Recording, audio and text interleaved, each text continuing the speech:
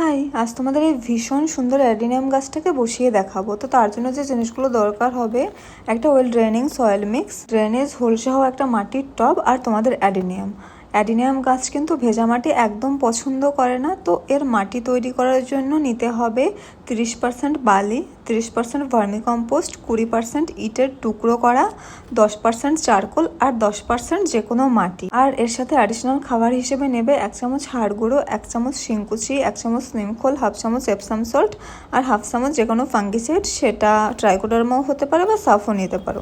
আর টবের জন্য এখানে আমি যেহেতু ছোট গাছতে 6 ইঞ্চির এই টবটা নিচ্ছি। এবারে ড্রেনেজ সিস্টেমটা প্রপারলি একদম করে নিতে হবে ফার্স্ট, যাতে গাছের গোড়ায় কোনোভাবে জল জমে না থাকে। আর তারপরে গাছটাকে এমন ভাবে বসাবে যাতে গাছের কডেক্স যেন মাটির অনেকটাই উপরে দেখতে পাওয়া যায়, তাতে গাছ দেখতেও ভালো লাগবে। এরপরে গাছটাকে 3-4 দিন শেডে রেখে দেন, রোদে দিয়ে দেবে, আর যদি টানা বৃষ্টি হয় তাহলে শেডে শিফট করে দেবে।